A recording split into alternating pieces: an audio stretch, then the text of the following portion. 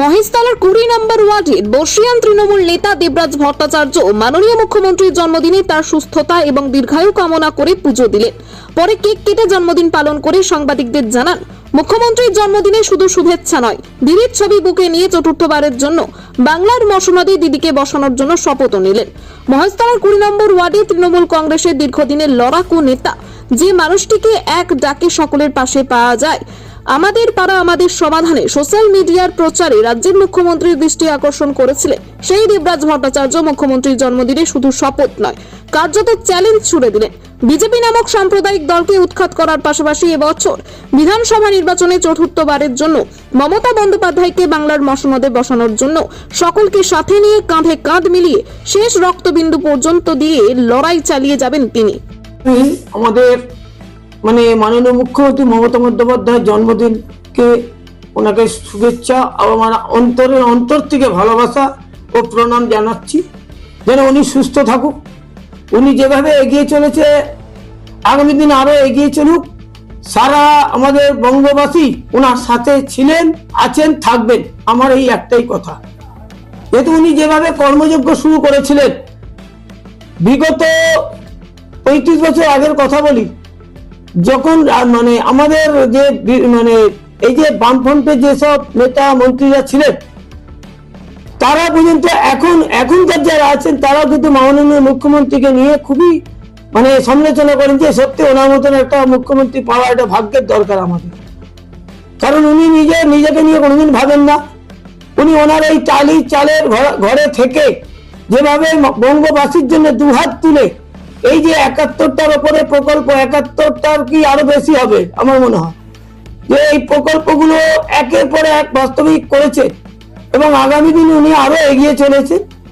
আমি এইটুকুনি বলতে চাই যে উনি যেন আরো কিছু করে উন্নয়নের যে ডালি নিয়ে পশ্চিমবঙ্গবাসীর সামনে আসুক।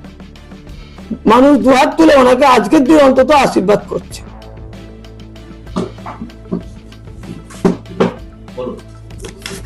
আজকে আমরা শুধু ওনার জন্মদিনে ওনাকে শুভেচ্ছা অন্তরের ভালোবাসা জানাচ্ছি, শুধু তাই নয়, আমরা আরেকটা বার্তা আমরা দিতে চাইছি যে ওনার কাছে জানাতে চাইছি যে ওনাকে আমরা চতুর্থবারের জন্য আবার ক্ষমতায় নিয়ে আসব এবং আমরা সবাই মিলেমিশে একে কাঁধে কাঁধ দিয়ে লড়াই করে ওনাকে চতুর্থবারের জন্য আমরা আবার নবান্নের ওই 14 তলায় বসাবো।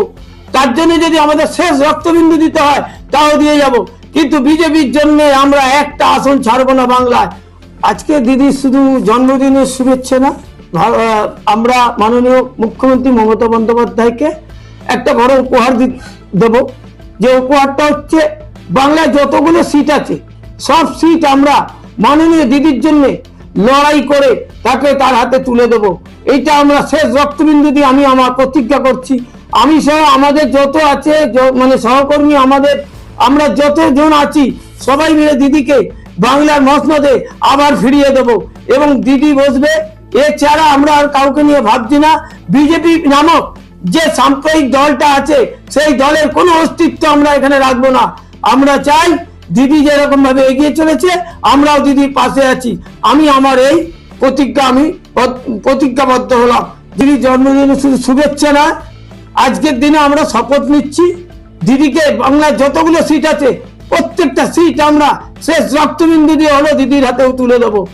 আর বিজেপি নামক সাম্প্রদায়িক দলকে একটা সিট আমরা তাদের হাতে ছাড়বো না এবং তাদের নিতে দেব না। তার জন্য আমাদের যত রকম লড়াই আছে আমরা সব লড়াই করব। আমরা শুধু দিদির জন্মদিন না, আজকে আমরা দিদির জন্য এই প্রতিজ্ঞাটা আমরা করছি, দিদির জন্য আমরা শেষ রক্তবিন্দু দিয়ে লড়াই করব। আমার নাম দেবরাজ ভট্টাচার্য। এই সিপিএম কে যদি আমরা 34 বছরে ছুড়ে ফেলতে পারি, বিজেপিকে ফেলা আমাদের কাছে কোনো ফ্যাক্টর না। আমার মনের মধ্যে এই শক্তিটা আছে, আমি এই শক্তি নিয়ে চলছি যে বিজেপি হটাও, দেশ বাঁচাও।